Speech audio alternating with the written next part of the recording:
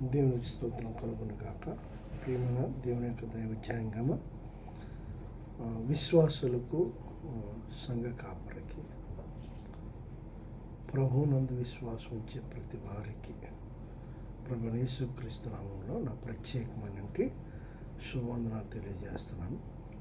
ఈ సమయంలో యాకోబు రాసిన పత్రిక 4వ అధ్యాయము 17వ వచనంలో ఎలాగనూ రాయబడి ఉంది. కాబట్టి మేలైనది చేయక నిరిగి అలాగ చేసిన వారికి పాపము కలుగును. దేవునికి స్తోత్రం. మేలైనది చేయాలి. సో మేలైనది ఏంటి? మేలైనది నిరగక ఉంటే అలా ఉండుట అది పాపము. ప్రియులారా, చాలామంది మనం లోకంలో ఉన్నాం కనుక మేలైనది అనేటప్పటికీ వస్త్రాలు, అన్నదానం, వస్త్రదానం, ఇలాగా చాలా మనము మేలుకరమని ప్రజలకు చేయడానికి ఇష్టపడుతూ ఉంటాం. నువ్వు వస్త్రదానమే చెయ్యి, అన్నదానమే చెయ్యి, బీదవాళ్ళే చేర్చుకో, వారి కడుపునే నింపు, ఇవన్నీ చేసినా ఇది మేలైనది కాదు. ఎందుకు కాదు అంటున్నానంటే, అపోస్తలుడు పౌలు పేతురు గారు అంటున్నారు, ప్రియులారా, కాబట్టి మేలైనది చేయనిరిగియు అలాగ చేయకపోవటం పాపం. వస్త్రదానం చేసినంత మాత్రాన స్వర్గం అనే పరలోకము నీకు ఉండదు. అన్నదానం చేసినంత మాత్రాన స్వర్గం అనే పరలోకము నీకు ఉండదు. ఇది అందరికీ సంబంధించి, అందుకే స్వర్గము అని అంటున్నాను.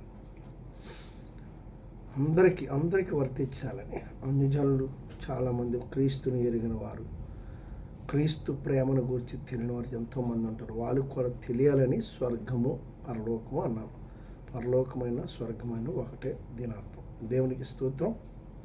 కాబట్టి అది అన్యజనుల లేకపోతే క్రైస్తవుల అన్నది కాదు, కానీ మేలైనది చేయటమే చాలా ప్రాముఖ్యమైన అంశముగా దేవుడు ఉద్దేశించి పరిశుద్ధ గ్రంథములో యాకోబు రాసిన పత్రిక 4వ అధ్యాయం 17వ వచనంలో ఇలా చెప్పాడు. ఏంటి ఆ మేలైనది అంటే, దేవుని పని చేయటం మేలైనది, దేవుని స్తుతించుట మేలైనది, దేవుని ఆరాధించుట మేలైనది, ప్రార్థన చేయుట మేలైనది, పాటల పాడుట మేలైనది, ఆరాధించుట మేలైనది, వాక్యము ధ్యానించుట మేలైనది, ప్రభువును గూర్చిన ప్రేమ సువార్త అనేకులకు తెలియచేయటం మేలైనది, క్రీస్తులో అనేక మందిని ప్రభువైపు నడిపించుట మేలైనది. మేలైనది అనే పదములో చాలా విషయాలు ఉన్నాయి. అన్యజనులు క్రీస్తు వైపు నడిపించుట కూడా మేలైనదే. రోగుల్ని క్రీస్తు వైపు నడిపించుట మేలైనదే. తప్పిపోయిన వారిని రక్షణ పొందినవాడా, రక్షణ పొందలేనివారా అన్నది ముఖ్యం కాదు. రక్షణ పొంది తప్పిపోయిన ప్రతి వారిని కూడా సరైన మార్గములో నడిపించుట కూడా మేలైనదే. గలతీయులకు రాసిన పత్రిక 6వ అధ్యాయం 1లో చెప్తాడు, ఒక సహోదరుడు తప్పిదములో పడి తప్పిపోయిన ఎడల సాత్వికమైన మనసుతో వాని కొరకు చేర్చుకున్నవాడు ఆత్మ సంబంధమైన వ్యక్తి అట. కాబట్టి అలా తప్పిపోయిన వారిలోని రక్షణ పొందిన వారిలో ఉన్నారు, క్రీస్తు ఎరగని వారు ఉన్నారు, క్రీస్తుని గురించి అవగాహన లేని వారు ఉన్నారు. కాబట్టి మేలైనది చేయనిరిగి కూడా చేయకపోవడం పాపం. చేయగలం. మనం ఏం చేయగలం? ప్రార్థన చేయగలం, నశించిపోతున్న ఆత్మ కొరకు దేవుని సన్నిధిలో మొరపెట్టగలం, నశించిపోతున్న వారి దగ్గరికి వెళ్ళి సువార్త ప్రకటించగలం, వాక్యం చెప్పగలం, వాళ్ళ కొరకు ప్రార్థించగలం, వారిని ప్రభువులకు నడిపించగలం. ఇవన్నీ మేలైనయే. రక్షణ పొందినట్టు నీవు పునరుద్ధాన దినం వచ్చేటప్పటికి సమయానుకూలముగా మందిరానికి వచ్చి ముందు వరుసలో మందిరంలో మోకరించి మొదట ప్రార్థనలో ఏకీభించినట్లుగా నీవు నీ తోటి వారిని కూడా అలా మొదటి ప్రార్థనలో మొదటిగా మందిరము సమయానికి మందిరంలో ప్రవేశించి మొదట వరుసలో మోకరించి మొదట ప్రార్థనలో ఏకేభించి వ్యక్తిగా నీవు నడిపించుట మేలైనదే. నువ్వు వస్తూ వాళ్ళు ఆ సమయానికి నడిపించటం మేలైనది. అలాగే పాటలు పాడేటప్పుడు రావు లేదు నాకు తెలియదు అనే వారికి పాటలతో ఏకేభించి ఇలా పాడు చెప్పుట, అలా ప్రభువుని స్తుతించు, ఇది మేలైనది. ఆరాధించుట మేలైనది.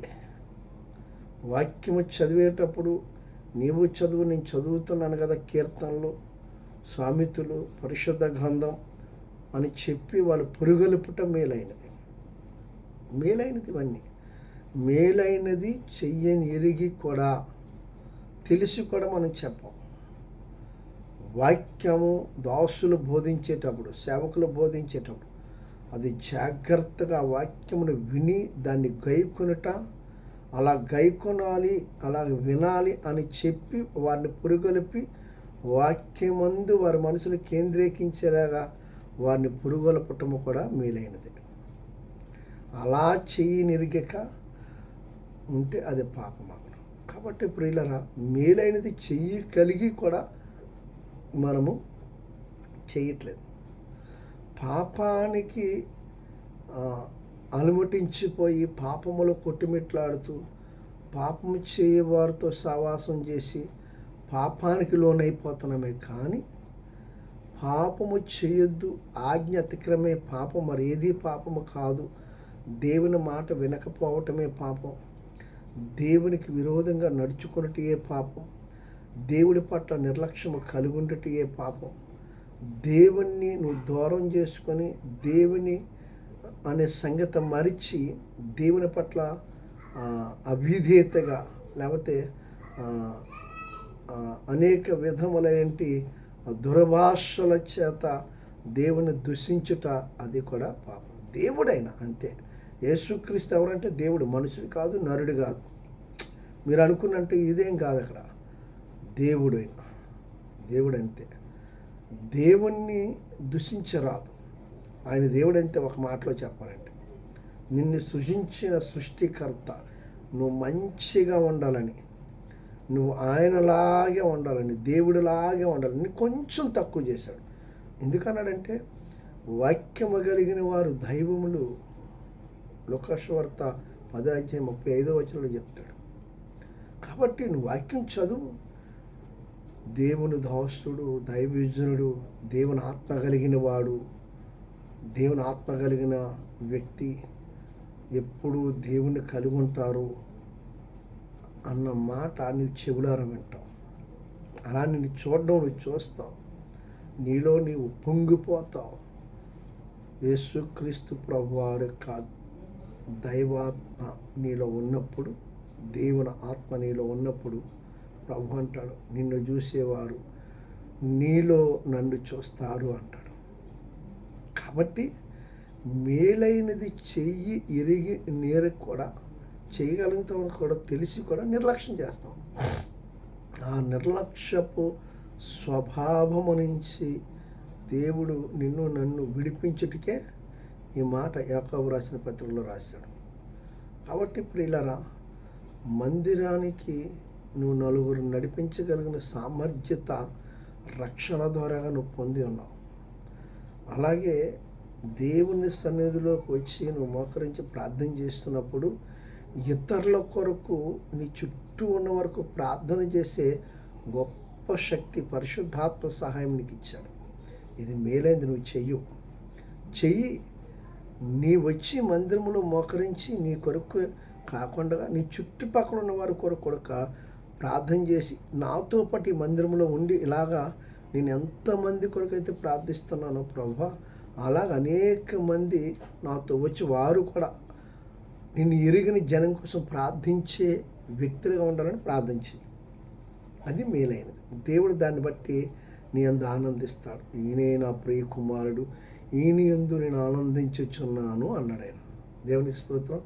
ఎప్పుడు నువ్వు ఇతరుల కొరకు ప్రార్థించినప్పుడు, ఇతరుల కొరకు నువ్వు విజ్ఞాపన చేసినప్పుడు, ఇతరుల పక్షముగా దేవుని యొద్దని విచారించేటప్పుడు, ఇతరుల భారాన్ని మోసినప్పుడు, ఇతరుల కొరకు నువ్వు అంగలార్చినప్పుడు, ఇతరుల కొరకు నువ్వు మొర్రపెట్టినప్పుడు, ఇతరుల కొరకు నువ్వు కన్నీరు గార్చినప్పుడు, ఇతరుల పట్ల బాధ్యత కలిగి నువ్వు వ్యవహరిస్తూ దేవుని సన్నిధికి నాకులాగే వారి కుటుంబాలతో నా కుటుంబం వచ్చినట్లుగా వారు కూడా నాతో పాటు దేవుని సన్నిధిలో ఉండాలని నువ్వు పశ్చాత్తాపంతో దేవుని సన్నిధిలో వారి పక్షంగా మొర్రపెట్టినప్పుడు మన దేవుడైన యేసయ్య నా యందు ఆనందిస్తాడు.